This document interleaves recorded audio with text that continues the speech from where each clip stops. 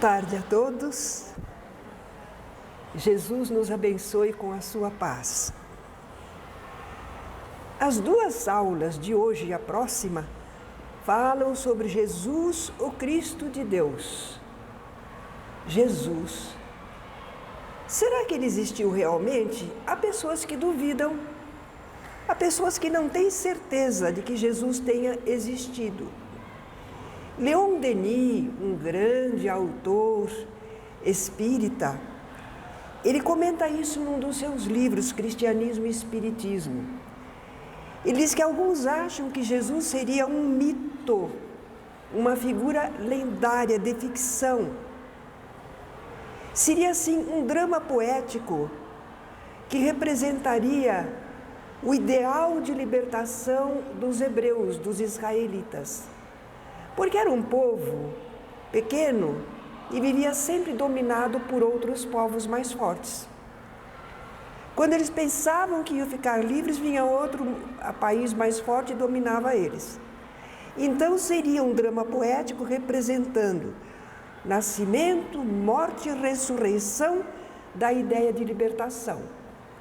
Porque eles não deixavam de alimentar a ideia de libertação. Ou então, Jesus seria uma série de figuras imaginadas para que as massas pudessem perceber o lado prático e social do cristianismo, dessa doutrina. Quer dizer, fizeram um exemplo de uma figura ao mesmo tempo divina e humana, para que o povo, vendo essa figura, entendesse uma doutrina, um modelo de perfeição oferecido à admiração dos homens. Por que tanta dúvida sobre a existência de Jesus? Pela falta de informações históricas sobre ele. Isso talvez se explique porque nos tempos bíblicos, a Palestina e o povo israelita não ofereciam importância econômica, cultural, militar, religiosa que merecesse destaque nas páginas dos historiadores. E no seu povo, Jesus não foi uma autoridade assim oficial da religião ou da política. Não, Jesus não foi. Os adversários dele estavam no poder, mas a esses adversários só interessava ocultar, diminuir o valor da presença e atuação de Jesus. Apesar disso tudo, encontram-se algumas alusões a Cristo e aos que o seguiam em certos historiadores. Um historiador judaico, Joséfo, ele cita alguma coisa. Os latinos, Suetônio e Tácito. Tácito, por exemplo, ele menciona que antes da tomada de Jerusalém por Tito, aquele general romano que depois foi imperador, quando ele tomou a cidade de Jerusalém, já existiam cristãos e o nome lhes vinha do Cristo. Então há alguma menção, não é? Há poucas, mas existem menções. Plínio, o Moço, numa carta dirigida a Trajano, ele diz: todos que comigo incensaram os deuses e ofereceram incenso e vinho, maldisseram o Cristo. Quer dizer que já se falava do Cristo, não é? De alguma maneira. Talmud é um compêndio judaico, em que há comentários sobre a lei, usos e costumes do povo israelita. Nesse Talmud, há uma menção à morte de Jesus na cruz. São poucas as informações históricas, mas apesar disso, atualmente ainda continuam os estudos em torno de Jesus, não é? Uma figura que alguns duvidam que tenha existido, mas existe, por exemplo, cristologia, Modernamente é um estudo para investigar quem foi o Nazareno, seu lugar na história real, os fatos da sua existência. Nós somos cristãos. Talvez que alguém esteja pensando, e os evangelhos? Não são prova da vida de Jesus? Bem, para nós cristãos são fonte fidedigna. Mas os evangelhos foram escritos cerca de 30 a 70 anos após a morte de Jesus. Porque ao tempo anteriormente só havia tradições orais. É assim que acontece na nossa família, não é? Como é que acontece na família? Enquanto nós estamos convivendo, nós conhecemos o avô, até o bisavô às vezes, não é? As histórias deles são contadas, não precisa escrever. Agora, quando passa disso, começa a escrever, senão ninguém mais vai lembrar. Foi isso que aconteceu com Jesus. Por isso os evangelhos só foram escritos 30 a 70 anos após a morte do Cristo. Né? Até então, tradições orais. E os evangelhos, eles também apresentam, neste ou naquele passo, algumas discrepâncias. Eles sofreram interpolações, deturpações, acréscimos sobre a figura de Jesus, os acontecimentos. Mas todos os relatos históricos são assim. Olha a história do Brasil. Será que foi por acaso mesmo que Pedro Álvares Cabral descobriu o Brasil? Ou já sabiam onde estavam essas terras, não é? Então as histórias, os fatos históricos também sofrem alterações, não é? Se nós estamos vendo tanta dificuldade para ter a certeza de que Jesus existiu realmente, como é que nós podemos alijar essa dúvida e adquirir plena certeza? Sabem como? Na superioridade da doutrina que Jesus ensinou. Como era o povo israelita? Era um mundo judaico sombrio, exclusivista, agressividade, egoísmo, olho por olho, dente por dente. E como é a mensagem de Jesus registrada nos evangelhos? Brandura, fraternidade, completamente diferente da mentalidade daquele povo, não é? Fica evidente, portanto, que Jesus deixou uma doutrina, um código de moral inatacável, que está valendo através dos tempos. E esse código moral de Jesus, se for aceito e aplicado, pode realmente solucionar os maiores problemas da humanidade, porque combate os seus grandes causadores, materialismo e egoísmo. É daí que vem todos os males da humanidade, não é? Então, essa doutrina de Jesus é moralmente superior ao mundo judaico. Não, os israelitas não poderiam ter criado uma doutrina assim. Os apóstolos eram homens incultos, pescadores, na maioria eram da Galileia, uma região que o povo dizia assim, da Galileia não sai profeta. Eles consideravam misturada. Os apóstolos tinham até dificuldade de entender o que Jesus falava. Volta e meia eles perguntavam para Jesus o que Jesus estava querendo falar, não é? Mas talvez Paulo tenha elaborado a doutrina? Não, realmente Paulo era um homem culto, tinha cidadania romana, foi discípulo de Gamaliel. Então Paulo poderia ter elaborado uma doutrina, mas só que quando ele se converteu, ele encontrou prontinha. Já estavam lá os relatos, as informações, não é? Então não foi Paulo que elaborou. Por isso a doutrina de Jesus é a maior prova de que ele realmente existiu entre nós. No Evangelho segundo o Espiritismo, nós lemos um comentário de Kardec. O cristianismo contém em sua essência todas as verdades e conduz à espiritualização e ao amor. São de origem humana os erros que nele se enraizaram. Esses probleminhas que a gente às vezes nota no Evangelho de Jesus, não foi de Jesus, não é? Foram criaturas que se atreveram a colocar a sua ideia no meio, não é? Bem, se Jesus existiu mesmo, então como é que ele era fisicamente? Ah, gente, quantas representações têm sido feitas do rosto e do corpo de Jesus, não é? Será que alguma corresponde à realidade? Há algum documento válido que as comprove? Qual seria o retrato fiel de Jesus? Não ficou desenho, pintura, gravura, escultura, não ficou nada. Do tempo de Jesus, não. Ah?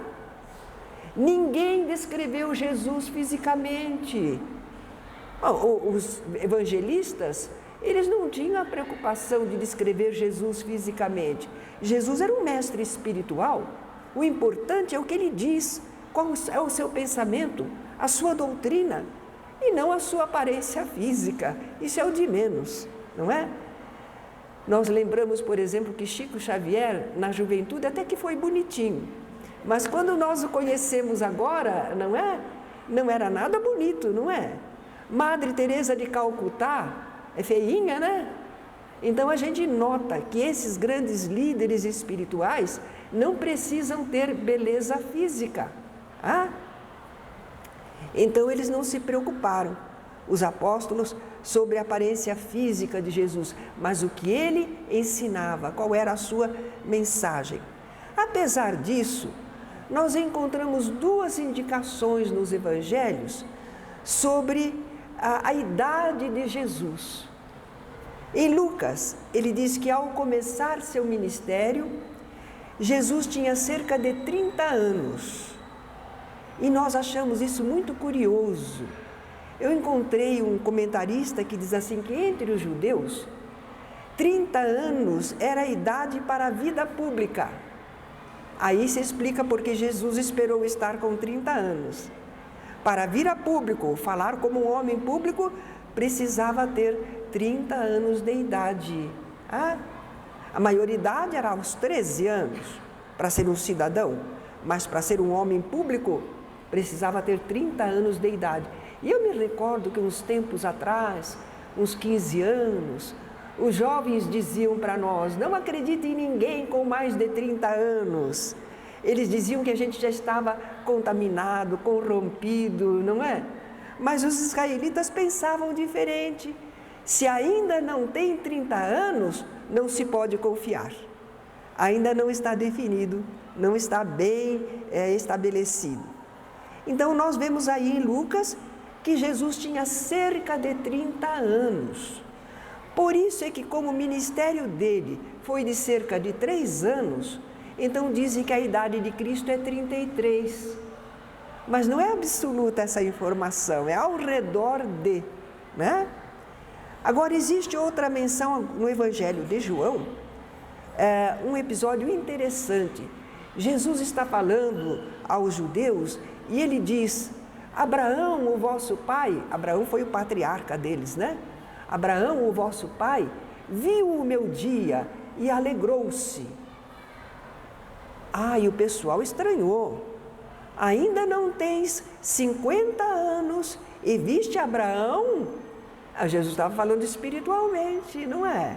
No mundo espiritual, Abraão viu Jesus chegando, encarnando entre nós para a sua tarefa e ficou contente porque era o que eles esperavam, o Messias, a vinda do Messias. Mas aquele pessoal não entendeu. Mas nós ficamos com a informação. 50 anos Jesus não tinha. Cerca de 30 Jesus tinha, não é? Só essa informação nós temos sobre o corpo de Jesus. Mas também não importa a aparência física do Mestre, sua essência espiritual e não o corpo de que se revestiu é o que nos interessa, não é? Mas você esqueceu que tem uma carta de Públio Lentulus, que teria sido encontrada nos arquivos do Duque de Cesadini, lá em Roma. Nessa carta se descreve o aspecto físico de Jesus. Eu conheço e já vi jornais e revistas espíritas que colocam essa carta.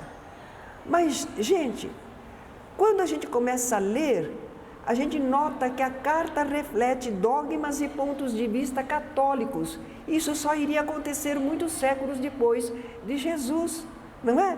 Fala da mãe de Jesus como uma donzela, fisicamente virgem. Maria era pura, mas em espírito, não é? O sexo determinado por Deus não é impuro. O que as pessoas fazem dele é que é errado. O que foi criado por Deus, como pode ser errado?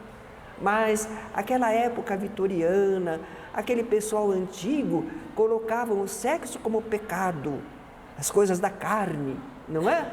Então daí colocarem isso, mas estas coisas, a mãe de Jesus como uma donzela, isso só viria a ser criado depois. Então essa carta não está sendo verídica. Lá também eles fazem de Jesus, nessa carta, uma figura bela e romantizada. Eles dizem: ninguém pode olhar fixo o seu semblante. Se não podiam olhar para Jesus, o povo ficava ao redor dele, né? O comprimia. Naturalmente ele olhava para todos e todos o olhavam. Nós vemos mais uma indicação de que não é verídica essa carta, não é? É aquela ideia que fizeram depois, divinizando Jesus. E aí, se é um rei, se é um imperador, se é alguém de poder, você não olha nele não, hein? Porque ele pode te mandar matar. Você vai de cabeça baixa. E quando você tiver que retroceder, não dá as costas para ele não. Você vai de fasto, não é? Essas ideias que surgiram muito depois de Jesus. E a gente nota isso nessa carta, não é? Então, estudiosos de documentos históricos concluíram que ela é apócrifa. Ela existe, mas não é da época de Jesus. Existe essa carta, alguém escreveu, como se fosse do tempo de Jesus, não é? Mas ela tem expressões idiomáticas estrangeiras de estilo. Então eles concluem que a carta foi escrita lá pelo século XI depois de Cristo. Estamos na Idade Média, né? Nós não podemos... quando eu publiquei esse livro nosso com essa observação, um senhor lá do Nordeste, não sei exatamente de onde, devolveu o livro para a editora e disse que não concordava absolutamente. Por quê? Ele pensou que eu estava contra o livro de Emmanuel. O livro há 2000 anos. Mas espera lá. E há 2000 anos, Públio Lentulus, ele fala do seu avô, que tinha o mesmo nome. Até parece que ele sugere uma reencarnação. Mas aquele avô viveu muito antes de Jesus, não é? Não poderia ter escrito essa carta. Agora, a carta de Públio Lentulus Neto, no livro Há 2000 anos, psicografado por Chico Xavier, é uma carta que nós não sabemos em que termos ela foi escrita. A gente sabe que ele escreveu uma carta, mas ele não conta, ele não descreve a carta, então a gente não sabe o que é que ele escreveu lá. Por que ele escreveu essa carta? Foi para o imperador Tibério César como a carta apócrifa? Não. Foi dirigida ao seu amigo Flamínio Severus, com vistas ao Senado. É outra carta. Não é a mesma, não é? Além disso, Emmanuel coloca lá no seu livro que ele escreveu sem nenhum arrebatamento sentimental, falando sobre Jesus, mas sem nenhum arrebatamento sentimental. Porque ele foi assim, ele não acreditou mesmo em Jesus naquela época, não é? Agora, a carta apócrifa é até sentimentaloide. São bem diferentes as duas cartas, compreenderam? Não é a mesma carta. não foi escrita na mesma época. Sim, Públio Lentulus Neto Emmanuel escreveu uma carta, mas não foi para o imperador Tibério César, não é? E o pessoal pensou que eu estava falando contra o livro de Emmanuel. E o Sudário de Turim?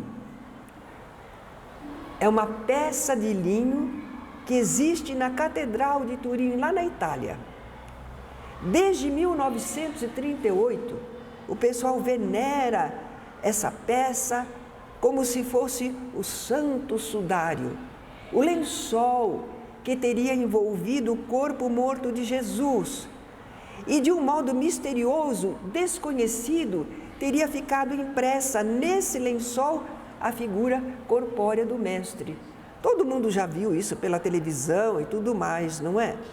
Mas em 1988, cientistas pesquisaram com o teste carbono 14, pegaram um pedacinho da peça e fizeram os exames. E verificaram que ela foi fabricada em plena Idade Média, entre os anos 1260 e 1390. É que as pessoas escreviam sobre Jesus, faziam encenações sobre Jesus, criaram muitas coisas, como por exemplo, a Verônica, que enxugou o rosto de Jesus com um lenço. Isso aí não existiu, mas as pessoas queriam encenar, representar a vida de Jesus e criavam coisas. Assim criou uma carta, assim criaram esse sudário, não é? Os que se preocupam com o corpo de Jesus desejariam comprová-lo. Nós não damos tanta importância ao corpo de Jesus, mas algumas pessoas sim, né? E eles insistem em novos estudos e pesquisas, relatórios e reportagens encomendadas. Mas não nos importa a aparência física que Jesus tinha. Para nós importa a sua essência espiritual, seu pensar, o seu agir, o seu sentir, e não o corpo através do qual ele trabalhou, não é? Outro ponto sobre o qual existem muitas controvérsias é quanto à natureza de Jesus. Agora não é a existência dele, é a natureza de Jesus. Seria ele um ser humano ou divino? Seria ele um Deus que assumiu forma humana ou um homem que atingiu perfeição quase divina? Nos 3 primeiros séculos do cristianismo, ninguém fala, não se encontra menção Jesus como Deus. Não, quer dizer, até 300 anos do cristianismo, ninguém falava assim. A ideia de divinização de Jesus só se firma no século IV, ao tempo do imperador Constantino. Foi por esse século IV que muitas coisas foram inseridas no cristianismo. Muitas ideias, muitos problemas, deturpações, transformações, não é? Por que eles queriam fazer de Jesus um Deus? Eles achavam que era necessário, porque naquele tempo os outros povos eram politeístas, tinham deuses. E eles estavam, os cristãos, em torno de um carpinteiro, de um operário. Olha como eles pensavam. Eles não viam o espírito, não é? Eles viam a situação social. Houve uma célebre controvérsia a respeito da natureza de Jesus, Jesus Deus ou não. Alexandre, patriarca da Alexandria, grande cidade. Árrios, presbítero de uma das eclésias, uns agrupamentos cristãos. Então, Alexandre pregava um Jesus igual a Deus. Mas Árrios procurava demonstrar Jesus como filho de Deus, mas não igual a ele. Quem gostar desse assunto vai encontrar uma exposição boa no livro A Esquina de Pedra, do Wallace Leal Rodrigues. Ele focaliza toda essa controvérsia, os argumentos de parte a parte. Árrios estava com a razão. Jesus, filho de Deus, não igual a Deus, mas ele foi considerado herético. E a divindade de Jesus foi proclamada. E no século VII se aprovaria o dogma da Santíssima Trindade. Olha o perigo das ideias que vão entrando, não é? Vão se modificando. No movimento espírita, nós temos muita preocupação com a pureza doutrinária. O pessoal até chama a gente de ortodoxo. Mas não é o problema. Começa a pôr ideias e mais ideias. Daí a pouco nós não temos mais espiritismo. Nós temos outras ideias. Aconteceu isso com o cristianismo. E a gente não quer que aconteça com o espiritismo, não é? Imposta à cristandade a divinização de Jesus, ela não foi aceita sempre e não foi aceita por todos. De vez em quando, aqui e ali, surgem tentativas de reapresentar Jesus como um ser humano. Só que essas tentativas às vezes resvalam para o extremo oposto. Querem fazer de Jesus não apenas um ser humano, mas um homem comum demais. As pessoas parecem que não conseguem alcançar a espiritualização de Jesus. Procuram trazer Jesus às suas fraquezas e inferioridades de seres humanos, pouco evoluídos. Então nós vemos o filme de Martin Scorsese, A Última Tentação de Cristo, não é? As ideias de apego ao sexo, ao dinheiro, revolta, prepotência. Eles colocam tudo isso em Jesus para dizer que ele era humano. É humano, mas não precisa ser um humano descontrolado, né? Eles acham que se for humano é assim. Todo ser humano é assim. Não é, não, né? Entretanto, no que se refere à natureza humana de Jesus, Jesus homem, os evangelhos são absolutamente concordantes e coerentes. Não dão lugar a qualquer equívoco. Ali os evangelhos estão concordes. Jesus é sempre apresentado como um ser humano. Em obras póstumas, Allan Kardec examina exaustivamente este assunto. Procurem o livro Obras Póstumas e vejam o capítulo Um Estudo sobre a Natureza de Jesus. Vale a pena. Nós não vamos falar tudo, né, porque era muito longo, mas nós vamos resumir os principais argumentos e a conclusão. Os profetas que falaram sobre o Messias, sim, porque a vinda do Messias já estava anunciada há muito tempo. Jesus foi prometido a eles, né? Eles esperavam. Os profetas falavam da vinda do Messias, mas eles não diziam que ia ser um Deus. Eles diziam que era um ser espiritual, um mensageiro divino, que ia encarnar entre os humanos para salvá-los, orientá-los como viver, não é? E os apóstolos e discípulos, vejam bem, eles conviveram com Jesus.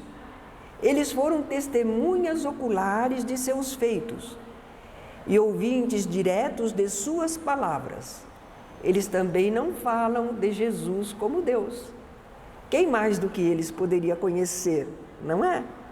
Para os apóstolos e discípulos, Jesus é um homem de grande merecimento diante de Deus, porque as obras dele demonstravam.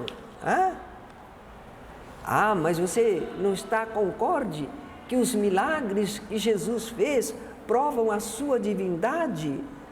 Não, eram feitos admiráveis, mas não provam a divindade de Jesus. Outras pessoas também podem produzir fenômenos. Não sou eu quem está falando, é o próprio Jesus. Vós podeis fazer o que eu faço, e coisas ainda maiores se tiverdes fé, porque eu vou para o Pai. Jesus esteve conosco pouco tempo, trabalho de cerca de 3 anos. Ele deu uma amostragem do que é possível fazer, mas ele não fez tudo.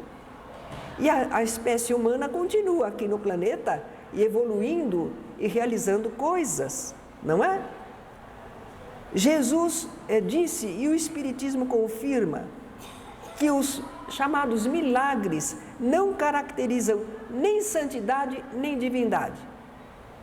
Tem gente que não é boa moralmente e produz fenômenos, não é? Não é porque produz fenômenos que é um Deus.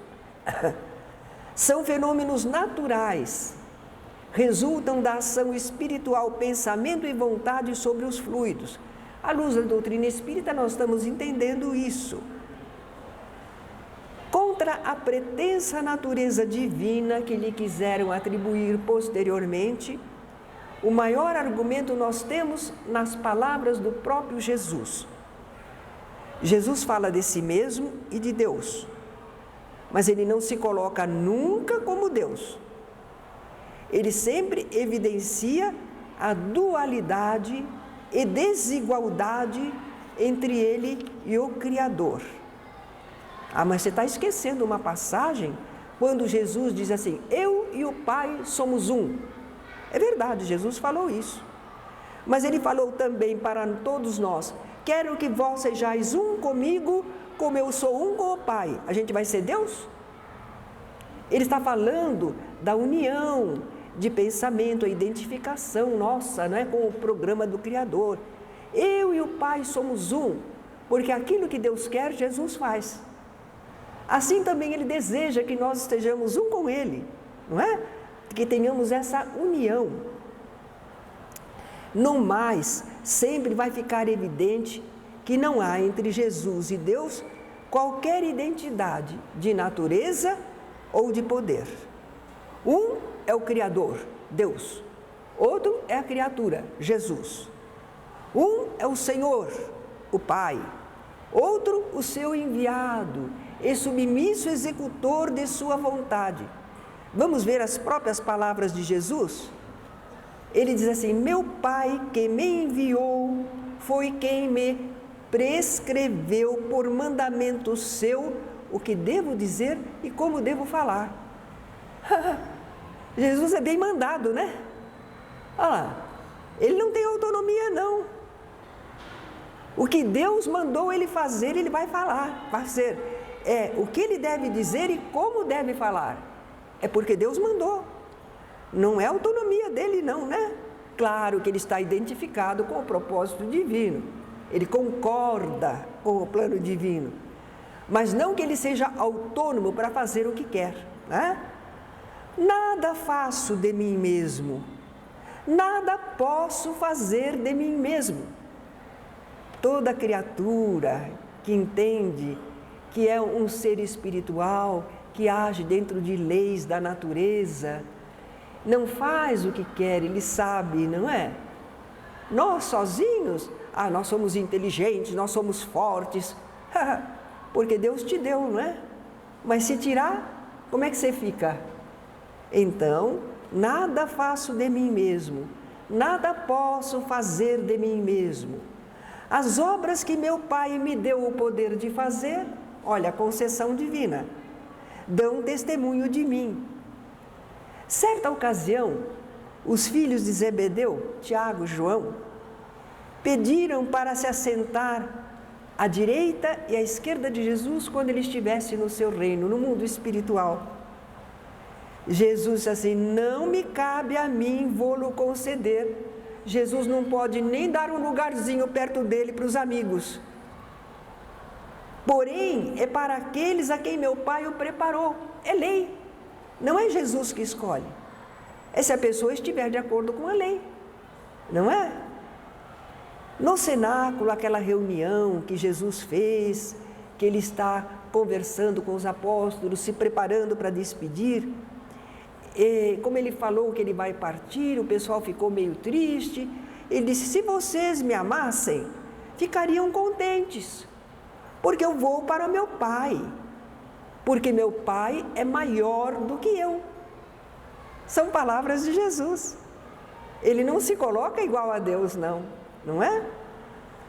Quando ele está orando no horto, naquele momento de angústia moral, ele diz: Pai, tudo te é possível. Ele não fala me é possível, porque não é para ele, não é? Se queres, afasta de mim este cálice. Porém, não seja como eu quero, e sim como tu queres. Jesus demonstra aí perfeita compreensão da sabedoria e do amor de Deus, maior que a sabedoria de Jesus, um amor maior que o de Jesus, não é? Ele sabe, eu conheço muita coisa, mas Deus sabe mais. Eu amo essa humanidade, mas Deus ama mais e melhor. Jesus deixa transparecer isso na sua prece. E quando Jesus estava no Calvário, crucificado, chega o momento dele encerrar essa experiência na vida terrena, ele diz: Pai, nas tuas mãos entrego o meu espírito. Quer dizer, ele é um espírito que se entrega a Deus, não é? Quando a gente aborda tudo isso, algumas pessoas dizem: mas isso Jesus falava assim porque ele estava encarnado, era a natureza humana dele.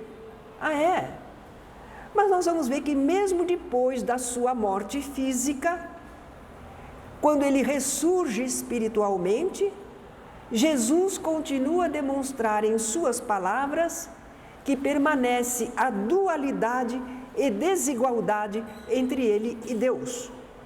Quando ele aparece a Maria Madalena, ele diz: subo para meu Pai e vosso Pai, para meu Deus e vosso Deus. Ele não se coloca no lugar de Deus, não é? Então, os espíritas, que examinamos os textos evangélicos e com os esclarecimentos do Espiritismo, nós não endeusamos Jesus, não fazemos dele um Deus. Nós fazemos perfeita distinção entre Jesus Cristo, mensageiro, criatura, e Deus, o Criador, o Pai. Nós espíritas sabemos que em Jesus havia um aspecto humano e outro espiritual, sem dúvida, como em nós. Nós somos um ser espiritual, mas estamos encarnados. Como homem, diz Kardec, tinha a organização dos seres carnais, porém como espírito puro, o grau de evolução de Jesus, desprendido da matéria, havia de viver mais da vida espiritual do que da vida corporal, de cujas fraquezas não era passível. Jesus tinha perfeito controle, espiritual sobre sua vida. Sua superioridade com relação aos homens não derivava das qualidades particulares do seu corpo, mas das do seu espírito, que dominava de modo absoluto a matéria, e também da do seu perispírito, tirado da parte mais quintessenciada dos fluidos terrestres. Nós sabemos que quando a gente encarna, a gente aure um tanto de fluido vital e nós aí assimilamos esses fluidos de acordo com a nossa possibilidade. Jesus atraiu a si os fluidos mais puros. O seu perispírito, então, era um tanto diferente de nós por essa constituição fluídica, que permitia a ele muitas atividades, muitos feitos que nós ainda não conseguimos alcançar por enquanto, Nós espíritas reconhecemos em Jesus um mestre, um missionário espiritual. Aliás, sabem que os israelitas atualmente, eles não aceitam Jesus como Messias, mas eles aceitam que Jesus tenha sido um profeta, um porta-voz divino, um mensageiro, eles aceitam isso, Nós espíritas reconhecemos em Jesus o tipo mais perfeito que Deus tem oferecido ao homem para lhe servir de guia e modelo. Onde é que está isso? Livro dos Espíritos, a questão 625. Então, nós espíritas procuramos conhecer os ensinos de Jesus, esse mestre. Procuramos seguir seus exemplos de vida, seu comportamento. E nós lutamos contra as nossas imperfeições morais. Nós nos empenhamos em desenvolver virtudes, qualidades em potencial que todos trazemos. Nós queremos amar a Deus e aos nossos semelhantes, porque nós queremos nos aproximar espiritualmente desse modelo sublime que é Jesus. Outras confissões religiosas, entretanto, dizem para todos nós: vocês espíritas não são cristãos. Por quê? Porque não reconhecemos a divindade de Jesus. Vocês espíritas acham que são como Ele, querem ser iguais a Jesus. Bem, nós devemos ter a mesma natureza espiritual de Jesus. Senão, como é que a gente poderia segui-lo? Se ele fosse de outra natureza, não daria para nós acompanharmos. Que adiantou ele mostrar como modelo? Isso é você, Jesus, que tem outra forma, outra constituição. Nós não, né? Nós não poderíamos seguir Jesus se ele não tivesse a mesma natureza humana, espírito encarnado, não é? Embora um espírito altamente evoluído. Nós não estamos querendo ser iguais a Jesus. Basicamente, sim, mas de momento não, porque não temos a mesma evolução, não é? Nós só estamos querendo nos aproximar do que Jesus já era há quase 2000 anos. E nós ainda estamos aqui 2000 anos depois e não conseguimos, não é? Fazer igual a Ele, sentir igual a Ele, não é? Jesus era o Messias prometido que os israelitas esperavam há muito tempo. Fora prometido por Deus através dos profetas. Era um Salvador que viria redimir o povo de Israel e reinaria sobre ele com sabedoria e justiça, instauraria a paz e o bem-estar geral. Era assim que eles esperavam o tal Messias, não é? Messias é hebraico, mas em grego é Cristo. Os dois querem dizer ungido. Messias ou Cristo quer dizer ungido. Por que ungido? Os reis, os sacerdotes israelitas, quando entravam na função, eram consagrados numa função, eles eram ungidos com óleos. Cristo de Deus, ungido por Deus. Agora nós estamos entendendo. Cristo de Deus quer dizer ungido por Deus, escolhido por Deus, não é? Colocado por Deus com essas qualidades para trabalhar aqui. As profecias davam certas informações sobre esse tal de Messias.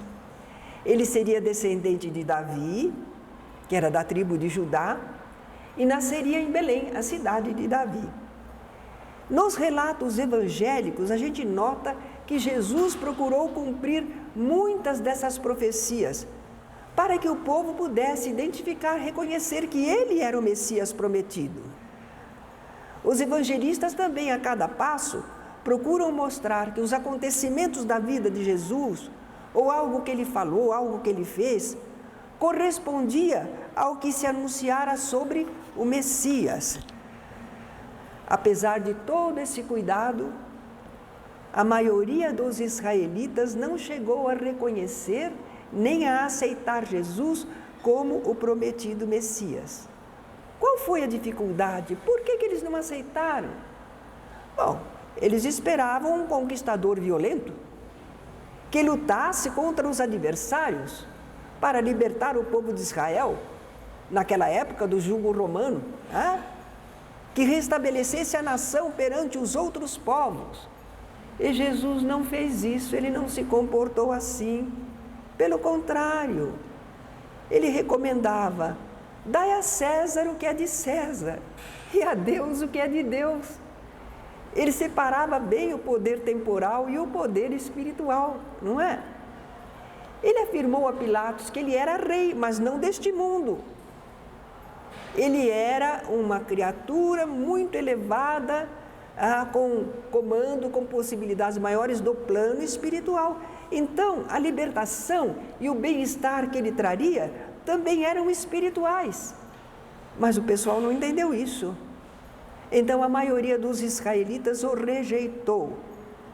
Felizmente, muitas outras pessoas, israelitas ou não, entenderam Jesus e se fizeram seus seguidores, divulgando sua palavra e, pelo exemplo, a sua mensagem de luz e de amor.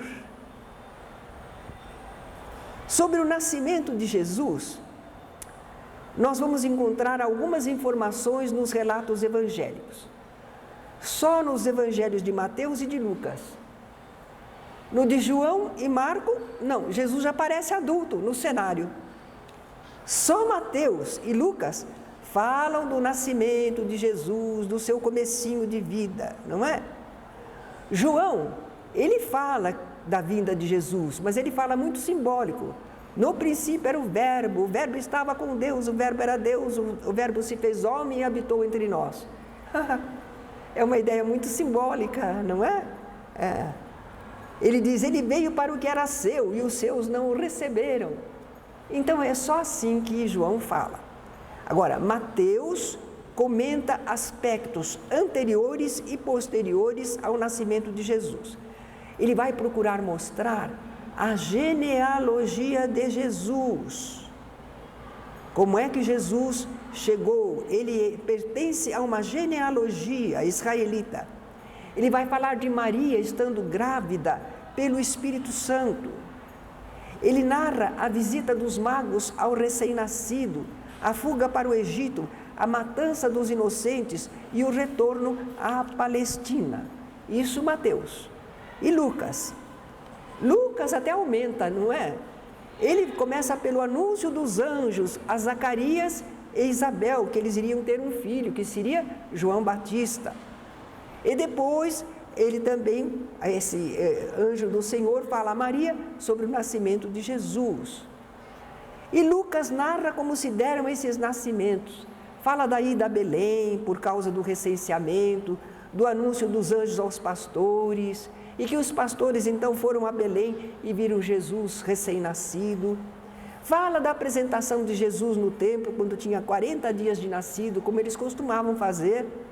E finalmente do retorno da família a Nazaré da Galileia.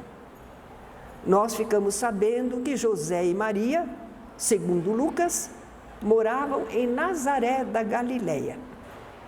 José era homem de alta linhagem, pertencia à tribo de Judá, sendo da casa e família do rei Davi. Quanto a Maria, os evangelistas não dizem de que tribo ou família ela era.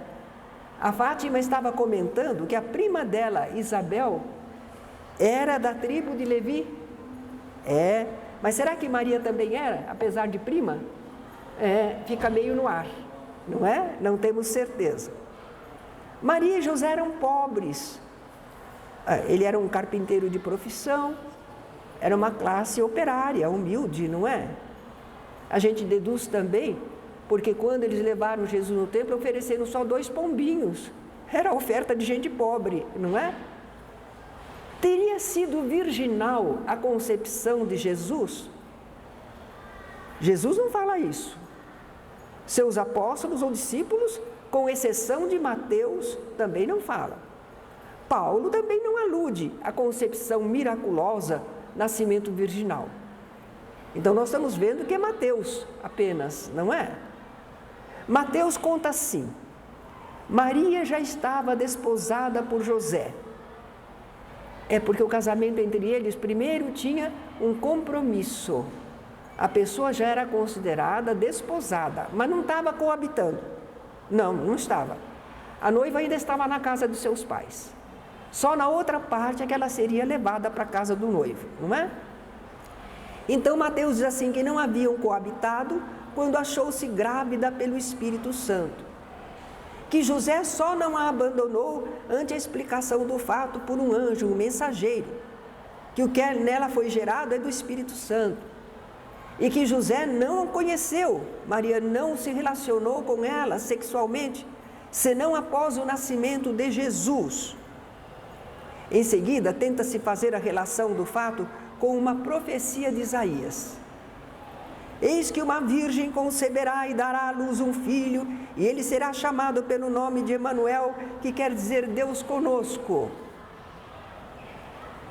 Os estudiosos fizeram uma pesquisa lá em Isaías e perceberam que essa profecia não tinha nada a ver com o Messias, com Jesus. Está falando de uma outra criança, que seria sinal de vitória para Israel com a destruição de Samaria. Isso ocorreu no ano 722 a.C. Não tem nada a ver com Jesus. O pessoal colocou ali porque achou importante, pensou que confirmava Jesus, não é? Provavelmente isso foi uma interpolação, colocaram isso no Evangelho de Mateus, naquele desejo de provar que Jesus estava nas profecias, não é?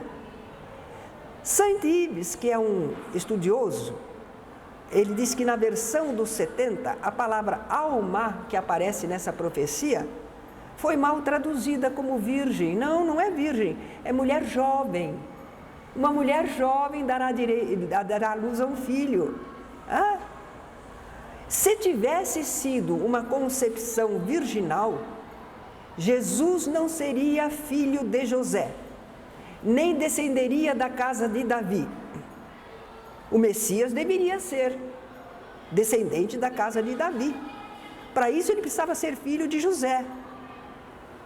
Imagine, Mateus faz um esforço enorme para mostrar toda a genealogia, desde Davi até Jesus, 42 gerações, desde Abraão até José, esposo de Maria, da qual nasceu Jesus, chamado Cristo. Mas se José não foi o pai, ele não está nessa genealogia. Não é um absurdo? Não é? Lucas fala que Maria, quando virgem, recebera um aviso espiritual sobre a concepção que nela se faria, e que já estava grávida quando foi com José a Belém para o recenseamento. A isso nós podemos entender assim. Primeiro, houve uma aproximação perispiritual entre Jesus e Maria. A gente não lê nos livros espíritas que as reencarnações, que tem essa importância, existe aquela aproximação inicial com os pais, não é? Então, esse mensageiro do Senhor anunciou a Maria que ela iria ser mãe de alguém, já estava havendo aproximação espiritual, não é? Essa ação do Espírito Santo foi só isso, só essa informação espiritual, anunciando a Maria que ela ia ser mãe e qual a categoria desse filho que ela iria ter, não é? Agora, depois a concepção física teria ocorrido de forma natural na coabitação entre Maria e José. Por isso é que depois ela já estava grávida quando foi com José a Belém para o recenseamento, não é? Aí ela não era mais só uma desposada, já estava casada mesmo. Em conclusão, nós ficamos com Kardec. Como é que Kardec fala? Está lá no livro A Gênese. Desde o momento da concepção até o nascimento, tudo se passa pelo que respeita a sua mãe, como nas condições ordinárias, comuns, habituais da vida. Jesus, pois, teve como todo homem um corpo carnal e um corpo fluídico. Isso aí é responder a muita gente que acha que Jesus só tinha corpo fluídico, não é? Um corpo carnal e um corpo fluídico. Agora é interessante, eu li certa vez um livro, não quis guardar porque falava muita coisa, criticando o catolicismo, não é? Eles tinham razão, mas achei que não era um livro para guardar, lamento, porque lá eles mostravam histórias de grandes figuras, reis, heróis, líderes religiosos que nasceram de uma virgem. É a tradição. Isso é para dizer que eram criaturas especiais, tinham poder e pureza muito superiores. E talvez fosse também a influência do culto à deusa mãe, a lua, a terra, a figura feminina como criadora, não é? Tudo isso para dizer que essas pessoas eram especiais, mas Jesus não precisa ser falsamente engrandecido. Em 1977, eu recortei aqui, é do Diário de São Paulo, um grupo de teólogos protestantes britânicos desafia o conceito da divindade de Jesus Cristo. Teólogos protestantes da Inglaterra. Eles tinham feito um livro que seria posto à venda nessa data. Eles dizem que Jesus não era uma manifestação humana de Deus, mas era um homem aprovado por Deus para desempenhar um papel especial no plano divino. Quer dizer que não são só os espíritas, não é? Que procuram tirar esse caráter de divindade de Jesus. O grupo argumenta que a aceitação irreflexiva da doutrina, segundo a qual Jesus combinava em si divindade e humanidade, não pode continuar sendo aceita no ambiente científico do século XX. Sabe como chamava esse livro? O Mito do Deus Encarnado. Eu não sei o que aconteceu com esse livro, né? Porque a gente não teve nem muitas notícias, né? Mas certamente pelo mundo todo há livros, palestras, artigos, conferências, procurando desfazer esse mito de um Deus encarnado, para que Jesus seja reapresentado como um espírito altamente evoluído que encarnou entre nós. Agradeço a vocês pela atenção.